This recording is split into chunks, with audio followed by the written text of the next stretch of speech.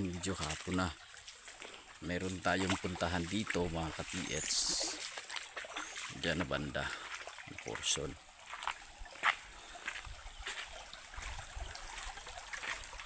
Ayun yung punong kahoy. Malaki yan sobra. Ayan. Tiga. Yan ang tiga tree. Ayan. So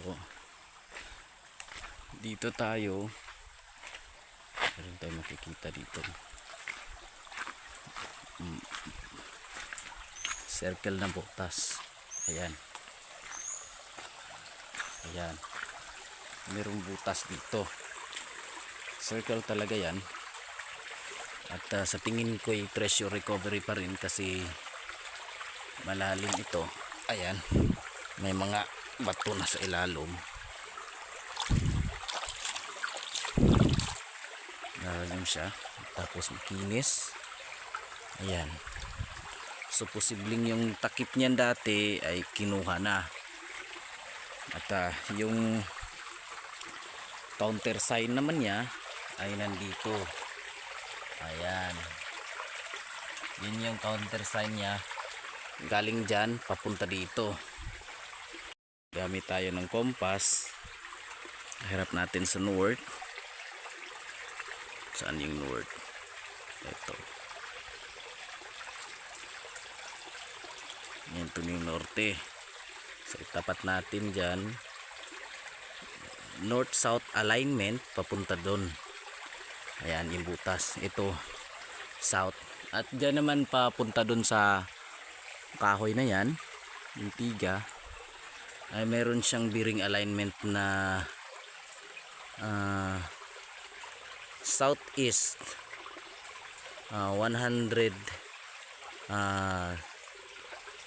35 degree or 135 degree papunta dyan.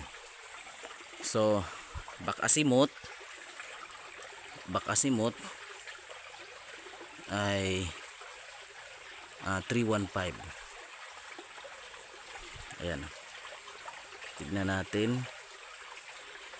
315 degrees papunta dito sa northwest. Dito tayo magbase niyan. So doon naman tayo sa puno, doon tayo magano pilates. So ayan yung halimbawa ng mga sucker deposit na talagang inano lang sa mga bato. Ayan. So klarong-klaro ayan. Yun yung sample ng mga sucker deposit. Galing doon, hold on. Dito naman. Ano yan yung tiga ng kahoy. Ayan.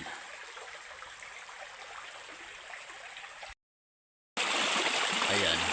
Meron tayong makikitang perfect hole na akala natin ay gawa lang ng tubig. Pero yung pagtataka natin dahil meron dito nakaukit na parang letter X. So man-made siya. At yung hole na yan. Dito banda ay mayroong nakaguhit dyan na parang enter sign ang ibig sabihin niya. Magpapapasok dun. Dyan merong makinis na butas sa ilalim dyan nung malinis pa to na sa tingin ko'y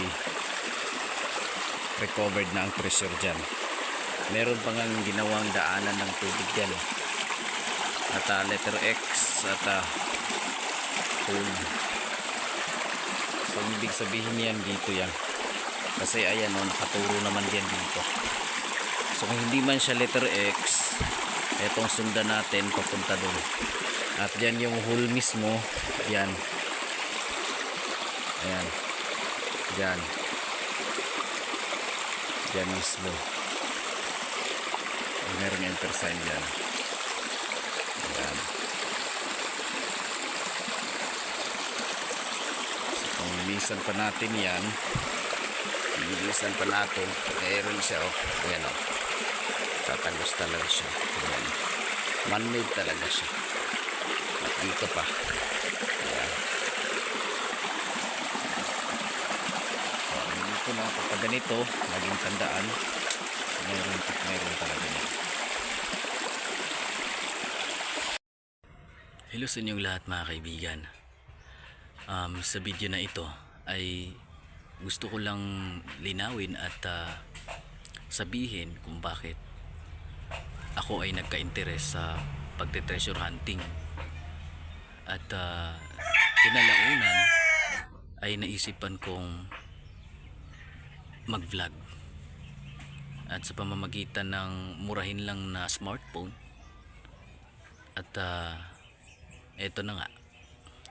Nung nakaraan yung cellphone ko ay medyo malabo at sa ngayon ay medyo klaro naman.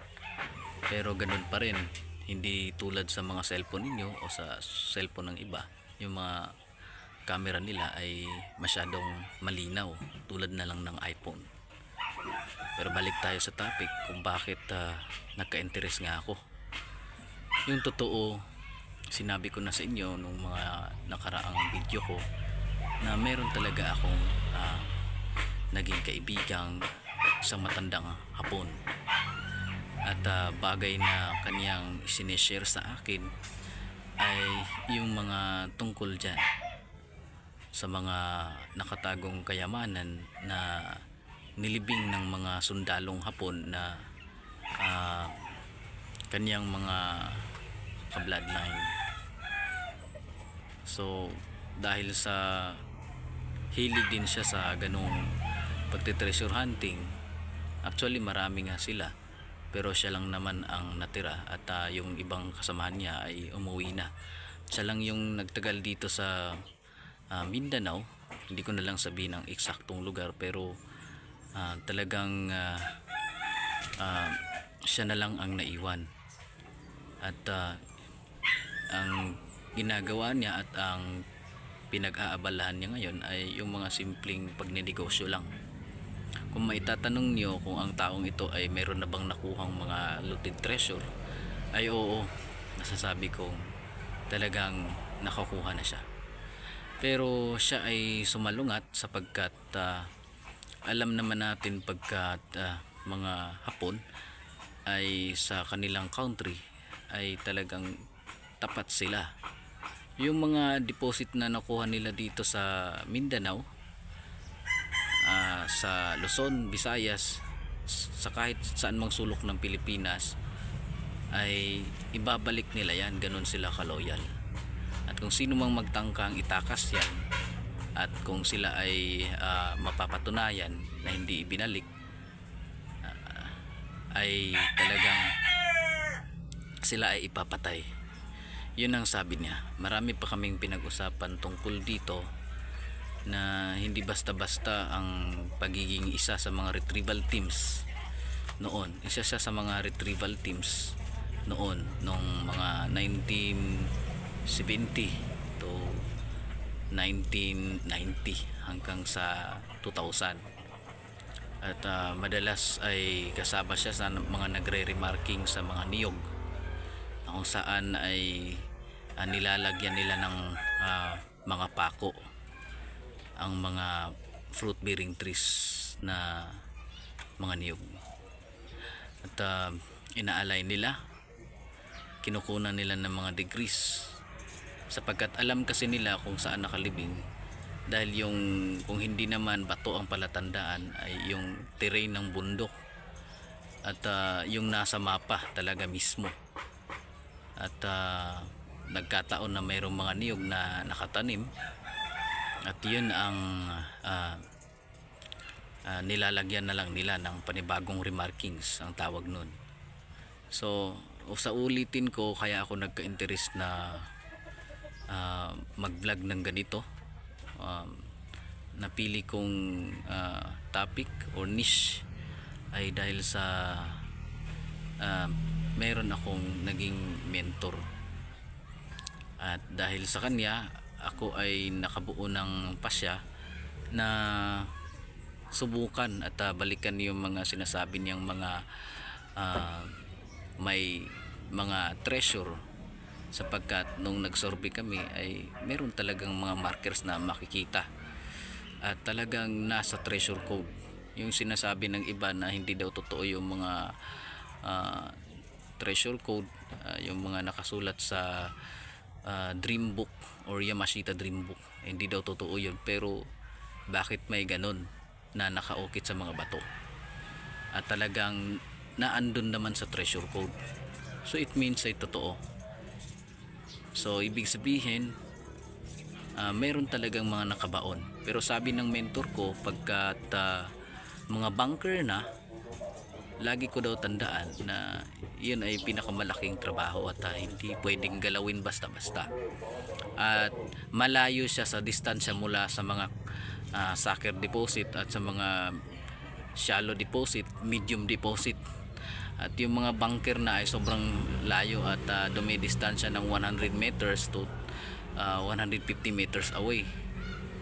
At walang mga marker, wala kang makikita kasi yung palatandaan na ayon sa mapa ay yung creek lang at yung terrain ng bundok, information ng bundok. Kung hindi naman ay kahoy, ngunit distansya pa talaga. So marahil ay naguguluhan yung iba kung bakit wala talagang nakukuhang mga treasure yung mga nagte-treasure hunting din. Hindi yan ganun kadali, mga kaibigan. Hanggang sa pag-vlog lang tayo at pagtuklas ng kaalaman na may ganito pala. So yung mga naibahagi kong video ay pwede niyong panoorin at pwede din kayong mag-research about Yamashita treasure code. So hanggang dito lang, mga kaibigan, at maraming salamat sa inyong panonood at God bless sa inyong lahat at Happy New Year. Laging tandaan na kapag mag-explore tayo, lagi tayong mag-ingat at manalangin na sana ibigay na at bigyan tayo ng mabuting kalagayan, na mabuting pangangatawan. So hanggang sa muli, tuloy natin ang vlog.